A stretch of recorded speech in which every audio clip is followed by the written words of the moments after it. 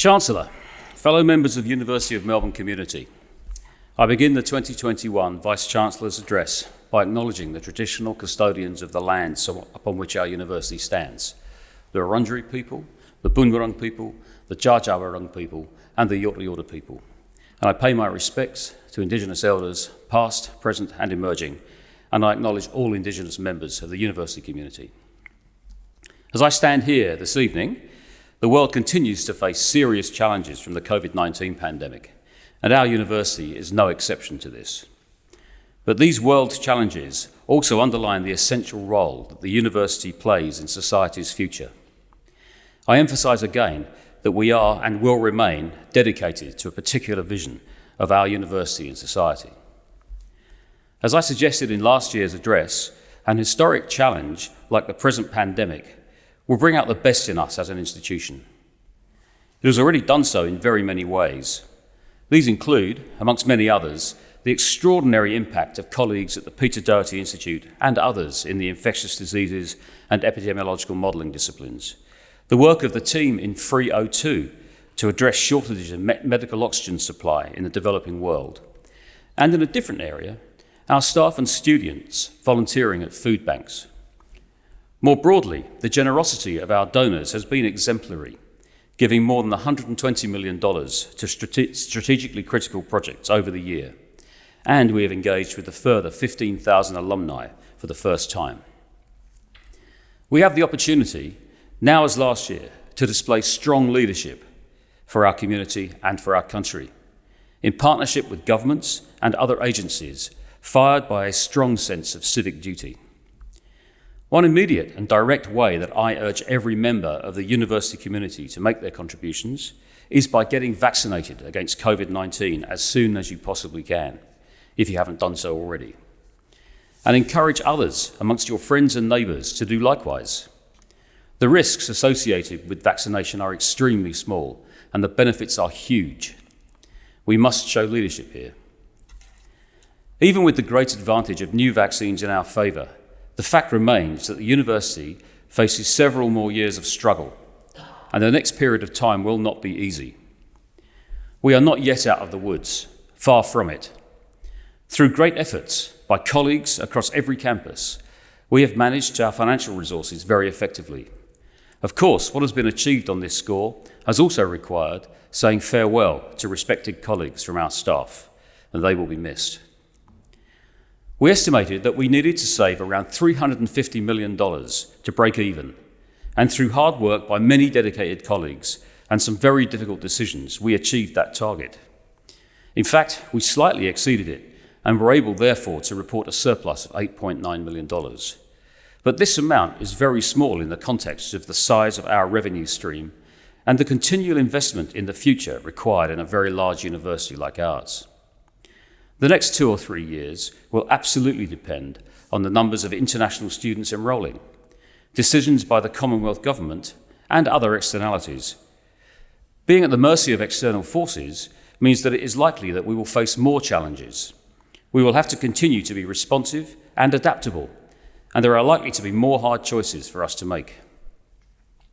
Still, we can feel more positive overall than at this time last year. While the pandemic is continuing, it is entering a different phase in many countries around the world, with large proportions of their populations already vaccinated. Nations need to ensure that this continues, and importantly, that vaccines are made available and efficiently delivered in less advantaged countries too. It was very good to see the Commonwealth Government committing to add at least 20 million vaccine doses to the push from the G7 last week to ensure that vaccines are delivered in the developing world. This remains a global pandemic, and global solutions are the only ones that will properly work to solve it.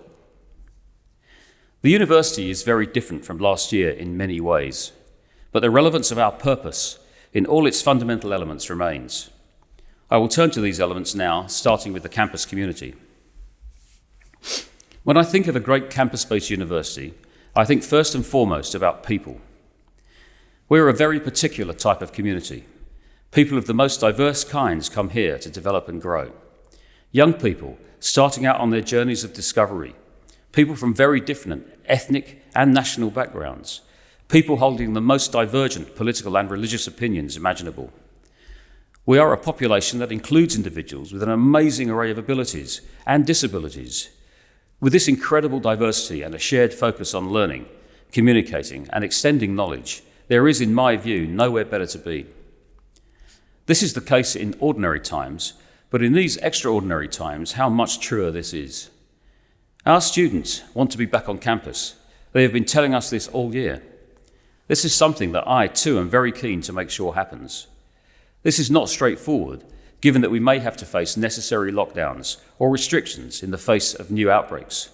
But we should remain steadfast in aiming to be a fully open campus as soon as we can. The reason for this is plain. The human benefits of a great university education are enormous. They help people and communities deal with whatever gets thrown at them in every generation. University education, on campuses like ours, supports and enables people to harness individual talent and make significant contributions to the world. Even as our campuses come back to life in second semester, we can only be aware with varying degrees of personal concern that our national borders remain closed. As a recent migrant myself with family overseas, I am acutely conscious of how fraught the global situation is. Our international students overseas who are physically cut off from access to our campus-based life right now feel this acutely too. And so do students from overseas who are living here and who haven't been home or seen family for a long time. You're all in my thoughts as I speak this evening. Like all good academic institutions, at Melbourne we have a constant dialogue about how best to do our work, and this especially applies to the great enterprise of educating our students, or perhaps better put, facilitating their own education and development. Here, the community of scholars at every level is constantly thinking about what works well and what can work better, the latest educational approaches, the latest technologies, and how students are interacting with and within the curriculum. The context here is our broad aim of educating graduates for the world, not just for one job. One positive thing about last year is the way this dialogue has taken off, growing ever richer as we have navigated the challenges of resuming our campus-based life while bringing to the fore the positive things we've learned through this time.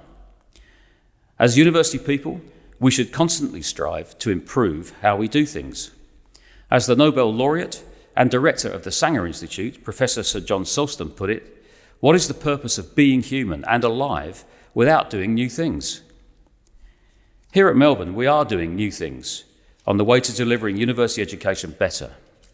One measure of interest in this was the Education Roundtable held last month, where over 600 members of our community came together online over 3 days to look at lessons learned and steps ahead as we navigate what's to come. These dialogues, from community-wide ones to smaller conversations among colleagues teaching a single course, are absolutely right where we should be as an institution. What I would like to see, building on these education-focused conversations of the present moment, is an even richer dialogue across our campuses about what it means to be a fantastic university community. We are partly there already, of course, but we can go further. As well as conferring degrees, what is it that we actually do in the lives of students when we invite them into our community? From music and the arts to the sciences and engineering, through all the disciplines of a comprehensive university, people are being shaped into more knowledgeable and reflective human beings, learning from each other, learning from and with our academic staff, learning how to think in more nuanced and sophisticated ways. A great university education should help everyone who comes here to mature, to grow in judgment, become better adults, become more productive citizens of their nation and the world. The multifaceted nature of this university education reflects the diversity of being human itself. As we move into semester 2, I want to give my heartfelt thanks publicly to all staff who are teaching and supporting education at Melbourne for the brilliant work you did last year and for the gargantuan effort that you are putting in now. I know that your current workload is heavy and we must continue to think about how we can reduce this. But in this moment, our students appreciate your efforts so much. I know this because time and again, we are receiving feedback from students about how much they love being back in 2021, interacting with fellow students and with academic staff, and feeling that they belong to a great campus-based community of scholars. Along with our students, You are the heart and soul of our campus-based community, and I am deeply grateful for all your work. One of the forces binding any great community is respect.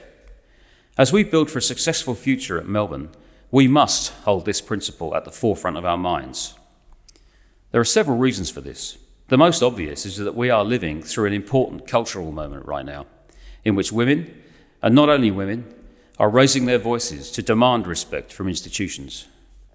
My response is that respect is overdue, and we must do more as a university to deliver respect to all members of our community and to model that respect for the wider world.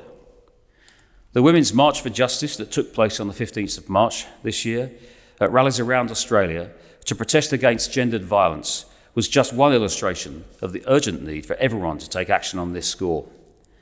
Sexual harassment of women by men in positions of power in government, business and, yes, in universities has no place in civilised communities, least of all in ours. One response to this challenge is to ensure that we take steps to elevate and encourage the voices of women when they want to speak out against inappropriate behaviours and sexual harassment. Bystanders, the rest of us, need to raise our voices against inappropriate behaviours. As a university, we need honestly and openly to recognise the power imbalance in many of the human interactions where sexual harassment might occur. Extensive work is currently going on in the university dedicated to making a marked improvement in this area, and I will be updating the university community on progress. Finally, I will simply say this. Each of us needs to make absolutely clear to everyone with whom we work and study that we have no tolerance whatsoever for sexual harassment and sexual assault. I'm going to take the opportunity here to underline the importance of respect for another group of colleagues, students and friends, namely transgender and gender diverse people. It is no secret that there have been some deep disagreements and widely divergent views amongst our community about questions concerning gender identity. This has at times been perceived as a standoff between the academic freedom of colleagues to pursue particular questions concerning transgender identity versus the damage and harm that our transgender colleagues experience from those questions being pursued. We must try hard on all sides to respect all parties in this debate. I will start by saying that emotional distress and anguish caused to transgender people by inappropriate words being spoken and written is very real, and it is the responsibility of all of us not to add to this burden. This is heightened and perhaps made more understandable when you learn of the sometimes daily threat of physical violence that transgender people confront. Transgender people are first and foremost people, our family members. Many of my more remarkable friends and colleagues are transgender and gender diverse. In this context, how do we ensure that colleagues who want to ask questions in their discipline can do so without crossing the boundary into damaging or harming other colleagues? How can we best handle the tension that can build up between the academic freedom to ask those questions versus the harm experienced by transgender people via the implications of what those questions might mean to them? These have certainly been key questions for me over the past year or so. Perhaps of wider importance for us as a university community is to think really hard about the meaning of academic freedom. Academic freedom is something that I would hope we all strongly support, but I would argue that it comes with a price. As academics, we are here to ask difficult questions and deal with hard problems. In doing so, we must always hold ourselves to the highest standards and work within the constraints of the discipline we are in. Those constraints vary widely, yet I would suggest that in every discipline, it is fundamental to treat with unerring respect those whom we challenge and with whom we learn. Respect is an ethical demand that corresponds to the full diversity of our community, and that diversity is both rich and broad. I hope it will continue to expand in years ahead. The rainbow will grow only richer. Respect for diversity means respect for people with many forms of ability, of all racial and ethnic and religious backgrounds and persuasions, of heterodox views, of everyone on the LGBTQIA+ spectrum. It means respect for people with whose views we might strongly disagree, and it even means respect for people whom we might dislike. Respect is a key ingredient in allowing us to do the vital work we have before us as a scholarly community, in curating and interrogating and advancing knowledge. It is something to which we must attend very closely as we prepare for the future. With these thoughts in mind, I will turn to the extremely important theme of our being an international university. This has never been more important than it is now. Across many nations, there has been a desire to protect borders. This is understandable, but it goes against the grain of what a university is, which is, as I've argued before, fundamentally and inherently a global institution. Not only our 24,000 continuing international students and our 450,000 alumni living around the world, but also many members of our staff, including me, are in one way or another migrants with families and colleagues overseas in many different countries. In this context, it is very important to reiterate the university's commitment to remaining a global institution, clearly focused on educating and researching for the world, with colleagues and students from many different countries, taking part in and where appropriate and necessary leading the big global conversations on the issues that confront humanity. Behind the scenes, of course, my colleagues and I have been working constantly since the lockdowns began to encourage governments to be open to the return of international students as soon as possible. International students are such enormous contributors to the life of this university, as well as to the life of Australia and to their communities at home. Time and again, I have been so impressed by the resilience, determination and courage of our international students. Often young people who have taken risks to study here and who have done so because they believe in the value of higher education. Meeting a small number of these students incognito during the long lockdown, when I handed food out as part of the Second Bite initiative, was very moving for me. Tonight, as well as expressing our continuing solidarity with our students stuck overseas, I urge members of our community here at home to continue speaking out about the importance of being a global institution, about the benefits that this brings to Australia and to all our communities. In time, we can hope the tide will turn and that we can welcome many more international students back into campus. Internationalism is a principle that applies directly to our Australian students too, because part of being a student at Melbourne is that you will in fact become a true global citizen through your education here. Internationalism is part of what we are as a scholarly community. Our internationalism, of course, is not only about students. We also have many partners around the globe, and the relationships with those partners are absolutely integral to everything that we do and stand for. With our international teams supporting colleagues in every faculty, we aspire to become even more internationally collected in the years ahead. And even with closed borders, we're putting runs on the board, which is more than the England cricket team have been doing recently. One example last month was the launch of the community-based inclusive development programme, which I attended online with ministers from the National Government of India and one of the Indian state governments, as well as a number of Melbourne University colleagues. This is an important new education and training initiative supporting people with disability throughout India, and it is the result of hard work by university colleagues and their Indian counterparts over several years. It shows the reality of our commitment to being a true global partner, making a positive difference in the lives of people in communities around the world. So despite the challenges that we face, we have many reasons for hope.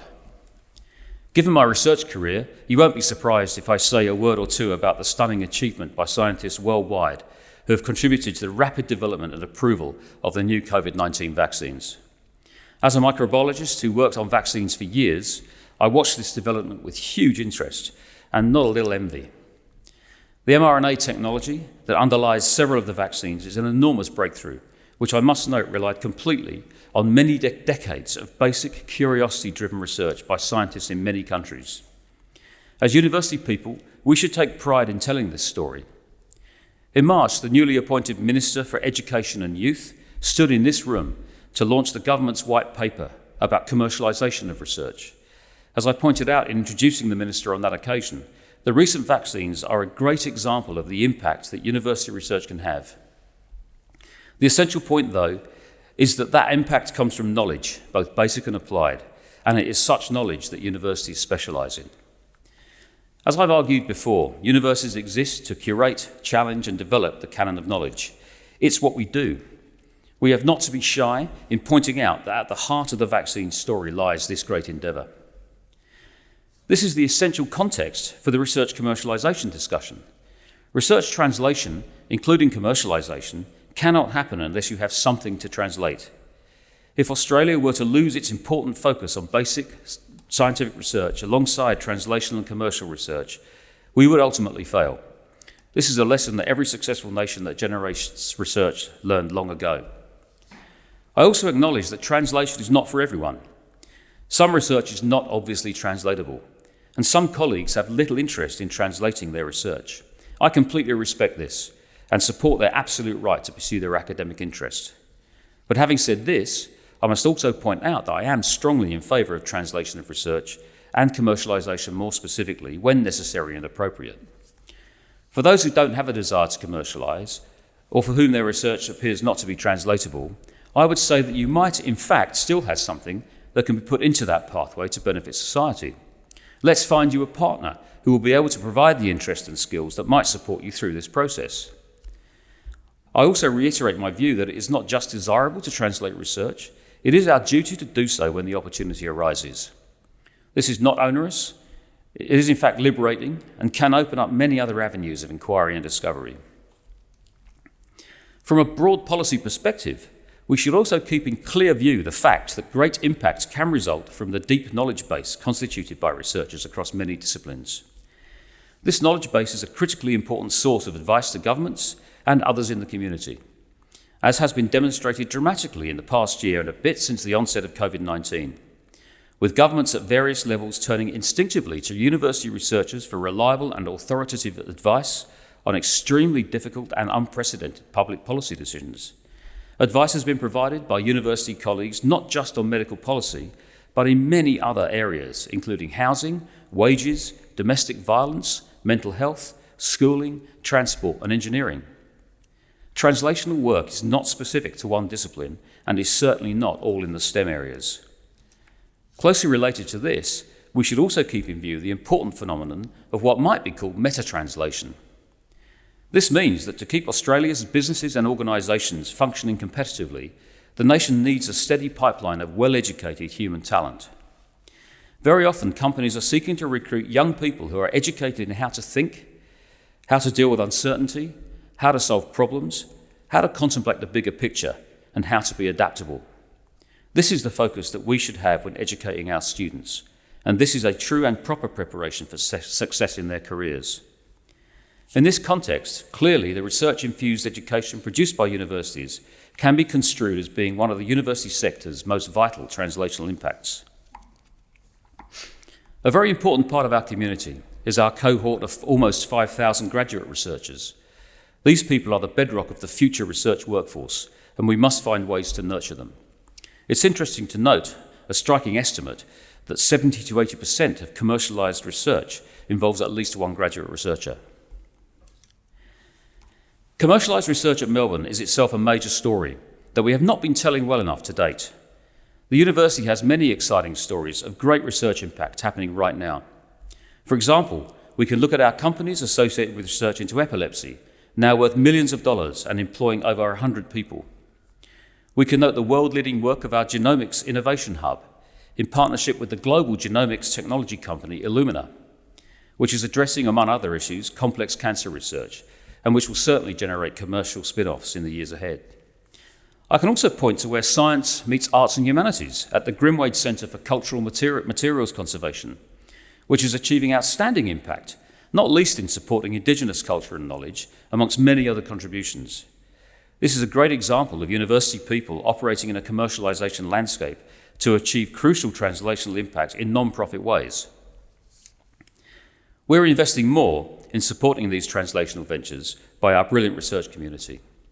It's a great way ahead and part of our story as a university that we will tell more loudly and more often. Governments need to hear it, the community needs to hear it, and we ourselves need to hear it because it underlines the critical importance of all that we are doing day to day as a university. I'll close with two examples of exciting new developments that highlight how the university is seizing the initiative to help humanity in the big fight against two of its toughest problems.